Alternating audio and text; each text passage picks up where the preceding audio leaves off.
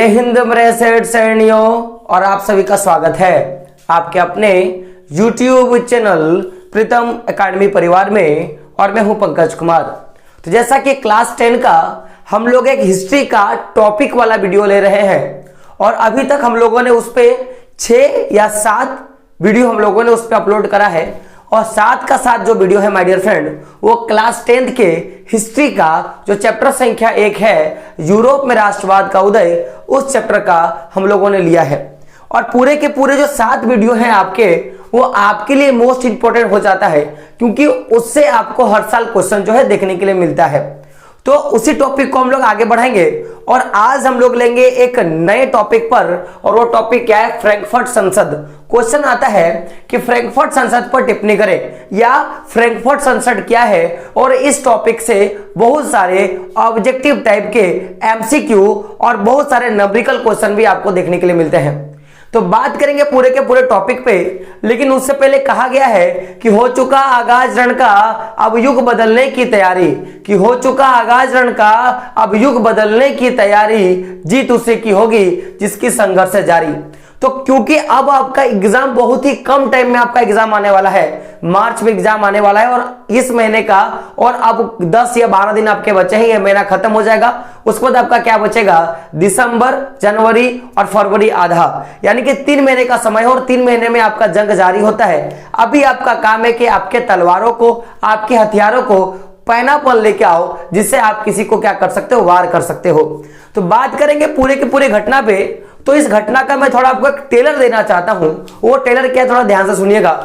कि पहली बात तो ये जब संसद का गठन किया गया तो उसका कुछ ना कुछ कारण रहा होगा, लेकिन सबसे बड़ा अगर मैं इंटरवल बोलूं, जैसे एक पिक्चर का जो इंटरवल होता है, इंटरवल के बाद ही आपको उसकी कहानी का पूरा सार समझ में आता है कि क्या हुआ क्या नहीं हुआ।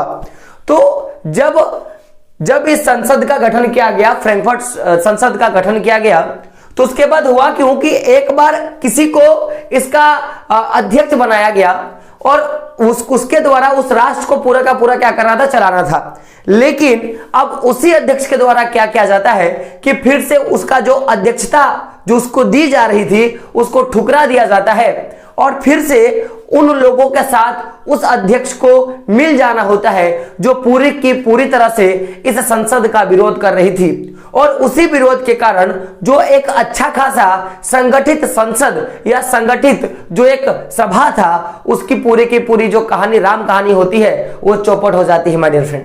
यानी कि सबसे बड़ा जो इसका मेन फंडा क्या था कि पहली बार इसमें राजा को चुना गया कि आप हमारे इस सभा के द्वारा हमारे पूरे राष्ट्र का, हमारे पूरे जनप्रतिनिधियों का और साथ साथ में उस राष्ट्र के सभी लोगों का आप क्या करोगे, आप अध्यक्षता करने वाले हो, आप हमारे देश के राजा बनने वाले हो। वो मान भी गया, लेकिन जब ताज पहनाने की बारी आई वो क्या हो जाता है, वहां से मुकर जाता है।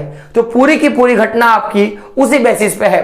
तो बात करेंगे फ्रैंकफर्ट संसद पे। चलिए टॉपिक को आगे बढ़ाते हैं। तो सबसे पहले जान लीजिए कि फ्रैंकफर्ट संसद जो है एक फ्रैंकफर्ट शहर है और वो शहर कहां है, जर्मनी नामक देश में। मैं फिर से बता दूं तो फ्रैंकफर्ट संसद जो है वो एक फ्रैंकफर्ट शहर है और वो शहर कहां पर है, आपका जर्मनी में वो शहर है। और मैंने आपको क्या बताया, ये जो शहर है आपका फ्रैंकफर्ट, ठीक है। तो ये क्या एक शहर है जो कि कहां पे, जर्मनी में है। तो अक्सर क्वेश्चन जो है पूछ लिया जाता है कि आप बताएं कि फ्रैंकफर्ट संसद किस देश में है, तो आप क्या बोलोगे, जर्मनी में।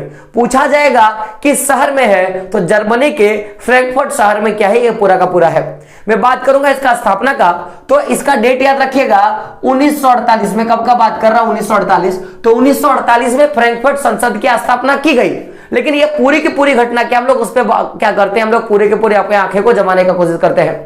तो बात करेंगे सबसे पहला बात की आखिर इस फ्रैंकफर्ट संसद में किन सारे बातों का जिक्र होना था या किस कारण से इस फ्रैंकफर्ट संसद की बैठक बुलाई गई या किसके कारण इसकी पूरी की पूरी घटना हुई। शुरुआत होती है कि सबसे पहले जर्मन के कुछ राजनीतिक संगठनों के द्वारा, जर्मनी के कुछ राजनीतिक संगठनों के द्वारा एक फ्रैंकफर्ट शहर में बैठक बुलाई जाती है और यह बैठक का बस एक कारण था। कारण क्या था कि सर्व जर्मन नेशनल असेंबली के पक्ष में मतदान किया जाए। मैंने क्या बोला? सर्व जर्मन नेशनल असेंबली के पक्ष में मतदान किया जाए। तो बताइए यहां पे क्या है? सर्व जर्मन मतलब कि सभी लोगों के लिए जर्मन में एक असेंबली खोला जाएगा। और असेंबली का उस समय का मतलब क्या होता है कि ऐसा शासन पद्धति जो सबके लिए क्या हो? मान्य हो। क्या हो? सबके लिए मान्य हो। जैसे हमारे देश का असेंबली या संसद आपको पता होगा पूरे देश पे क्या करती है? अपना अधिकार जमाती है और अपने हिसाब से काम करने का करती है, जो भी हमारे संविधान में मापदंड दिया गया है। उसी तरह हर एक देश का अपना अपना संसद होता है और उसी को क्या बोलते हैं? असेंबली। यानी कि देश में जो शासन करता है और शासन करने के लिए जो गुट चाहिए या जो भी मंत्री लोग चाहिए, उसी को हम लोग पूरा का पूरा एक तरह से असेंबली हम लोग समझ सकते हैं। तो सबसे पहले इसका मेन कारण क्या था कि एक सर्व जनरल नेशनल असेंबली के पक्ष में मतदान हो, यानी कि किस तरह से हम लोग देश को चलाएंगे उसके पक्ष में मतदान हो। इसी के लिए जर्मन के फ्रैंकफर्ट शहर में एक बैठक बुलाई गई और वहीं से आपका शुरू हुआ किसका? फ्रैंकफर्ट संसद का क्या होता है? निर्माण होता है। तो अगर मैं बात करूं इसकी स्थापना का, तो स्थापना होती है 18, ये जो बैठक जो बुलाई गई थी माय डियर फ्रेंड, वो बैठक जो है वो 18 मई, कब की बात है? 18 मई 1848। कब की घटना है? 18 मई 1848 को।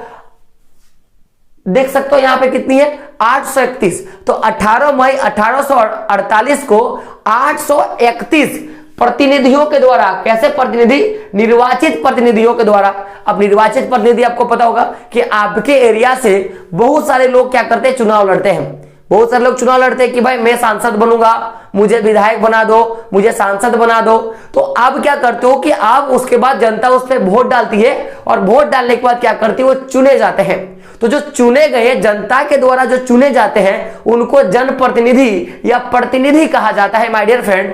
तो अब क्या हुआ कि 18 मई 1848 को 831 निर्वाचित प्रतिनिधियों के द्वारा जुलूस निकाला गया। और जुलूस निकालकर ये जो फ्रैंकफर्ट संसद है उस स्थान पे क्या किया गया कि सब लोगों ने अपना स्थान ग्रहण किया। सब लोग अपने अपने जगह पे क्या हो जाते? विराजमान हो जाते हैं।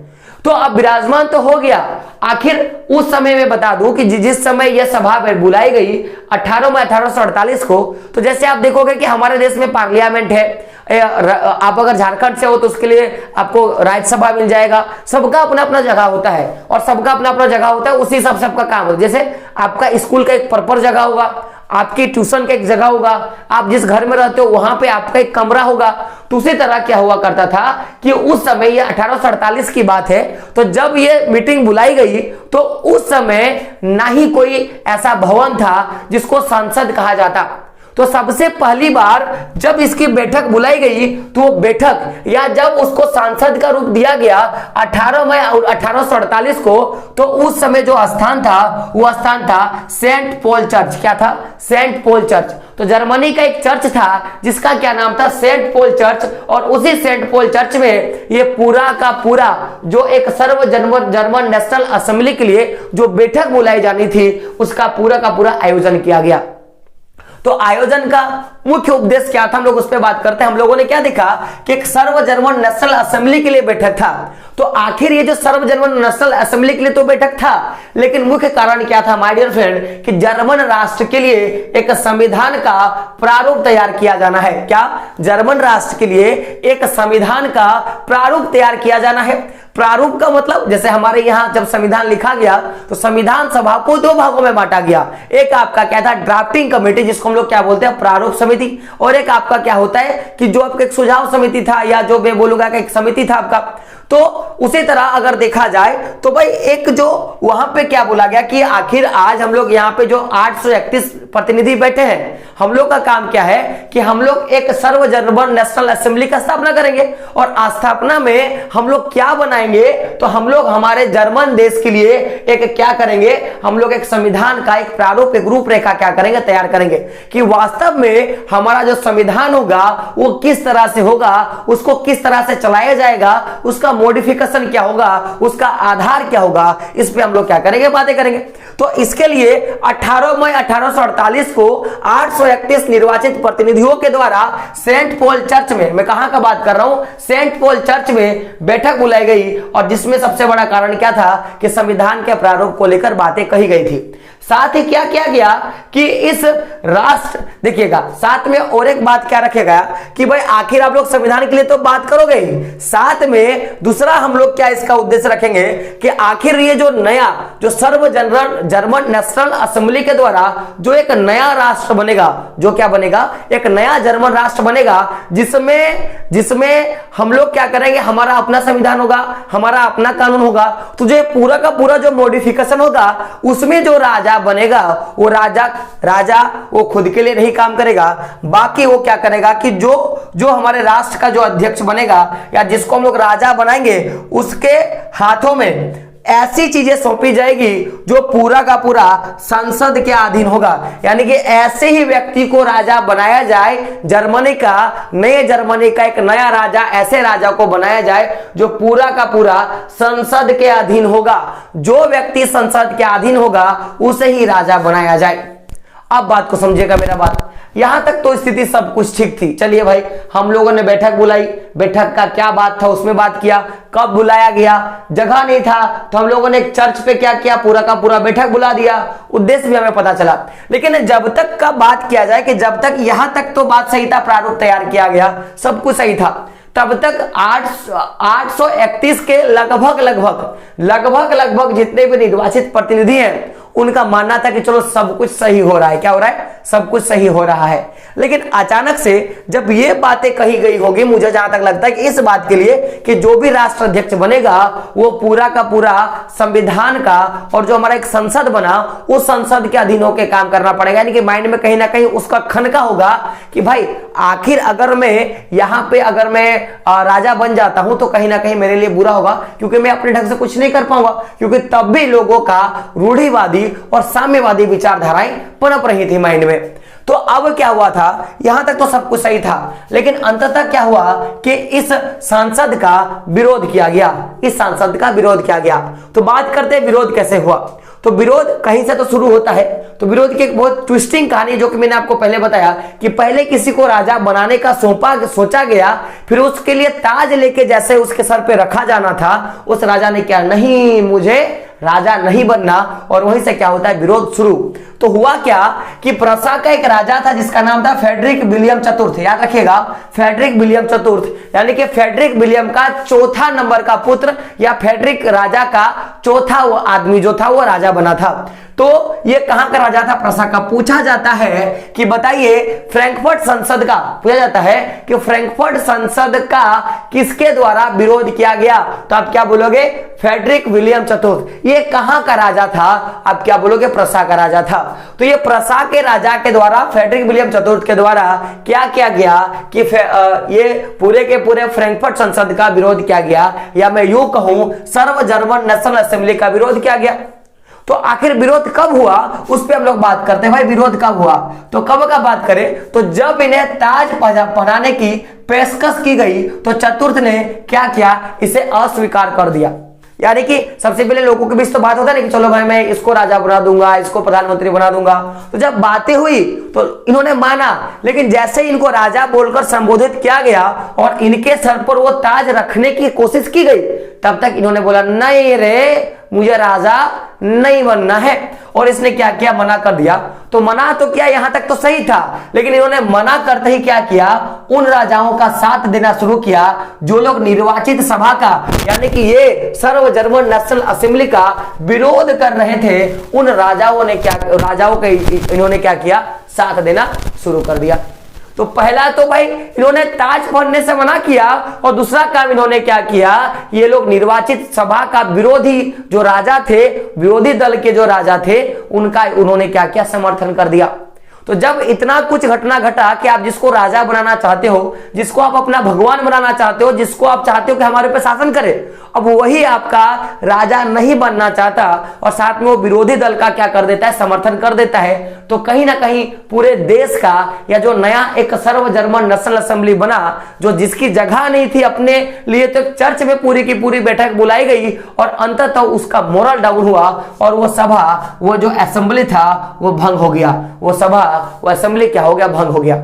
तो पूछा जाता है फ्रैंकफर्ट असेंबली का या सर्व जर्मन नेशनल असेंबली का भंग होने का क्या क्या कारण है। क्वेश्चन पूछा गया है कि बताइए कि फ्रैंकफर्ट संसद का या सर्व जर्मन नेशनल असेंबली का भंग होने का क्या क्या कारण है। तो सबसे पहला कारण क्या है कि विलियम चतुर्थ का विरोधी राजाओं के साथ समर्थन। पहला क्या हो गया कि विलियम चतुर्थ का विरोधी राजाओं का के साथ समर्थन या विरोधी राजाओं का समर्थन, सबसे पहला। दूसरा क्या हो गया कि देखिएगा कि ये जो पूरे की पूरी चीजें शुरू हो गई, तो इससे सबसे ज्यादा प्रभावित जो थे कुलीन वर्ग, क्योंकि कुलीन वर्ग आपको पता होगा, तो कुलीन वर्ग और सेना के बीच क्या हो गया कि विरोध जो है बढ़ने लगा और ये विरोध इतना बढ़ा कि दोनों में के बीच में क्या हो गया, बहुत ज्यादा टक्कर होने लगा। तीसरा कारण क्या है कि विरोधों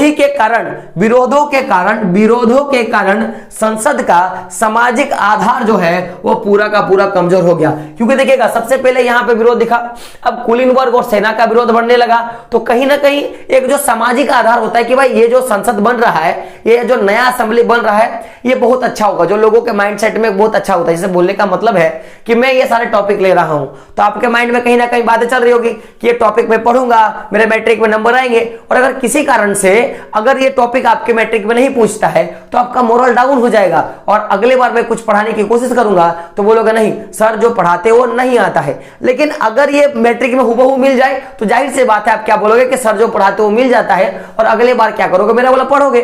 तो उसी तरह क्या होता है कि जिस तरह से जब इतना ज्यादा विरोध हुआ कि जब मैं जिसको राजा बनाना चाह रहा हूं उसने विरोध कर दिया, सैनिकों ने विद्रोह कर दिया, तो कहीं ना कहीं उस विरोध के कारण जो संसद का जो एक रूपरेखा तैयार किया गया था वो कहीं ना कहीं क्या बन गया, कमजोर हो गया, और उसका जो आधार है पूरा का पूरा क्या हो गया, बेसलेस हो गया, वो कमजोर हो गया। साथ में इसका सबसे बड़ा जो एक मुख्य कारण मैं समझ रहा हूं कि संसद का जो सबसे ज्यादा जो प्रभाव था या जो प्रभुत्व था वो मध्यम वर्गों का था। किसका था, मध्यम वर्गों का। तो संसद में मध्यम वर्गों का प्रभाव क्या था, अधिक था। यह भी क्या था, कहीं ना कहीं एक बहुत बड़ा कारण था। साथ में मध्यम वर्ग के द्वारा जो भी मजदूर वर्ग और जो भी कारीगर थी उनका जो मांग रखा गया किसके समक्ष, सर्व जर्मन नेशनल असेंबली के समक्ष, तो उन मांगों को क्या कर दिया गया, मध्यम वर्गों के द्वारा ठुकरा दिया गया, उनका विरोध किया गया। तो यह भी क्या है, एक बहुत बड़ा मेजर कारण है कि असेंबली जो है भंग हुई थी। तो सबसे पहले हम लोगों ने क्या देखा, जो भी मुख्य चीजें हम लोगों ने देखा कि आखिर ये जो सर्व जर्मन नेशनल असेंबली है ये कहां पे है, जर्मन में। कहां पे, जर्मन में। फ्रैंकफर्ट कहां पे, जर्मन में। कौन से शहर में, तो फ्रैंकफर्ट शहर में। ठीक है। स्थापना कब होती है, तो 18 मई 1848 को।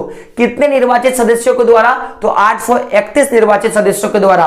स्थान कहां चुना गया, तो सेंट पॉल चर्च। याद रखिएगा, पूछा जाता है कि इसमें से किस संसद का पहला बैठक या किस संसद को सेंट पॉल चर्च में चलाया गया था या किसी चर्च में चलाया गया था, तो क्या बोलोगे, सेंट पॉल चर्च में चलाया गया था। उद्देश्य क्या था, राष्ट्र में, जर्मन राष्ट्र में एक संवैधानिक प्रारूप तैयार करना और एक ऐसे राजा को अध्यक्ष बनाना या अपने बागडोर को संभालना जो संसद के अधीन होकर क्या करेगा, काम करेगा।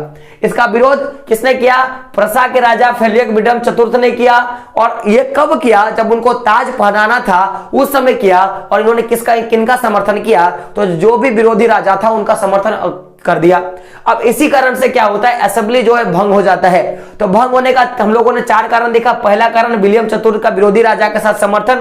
दूसरा क्या देखा, कुलीन वर्ग और सेना का विरोध जो है बढ़ना।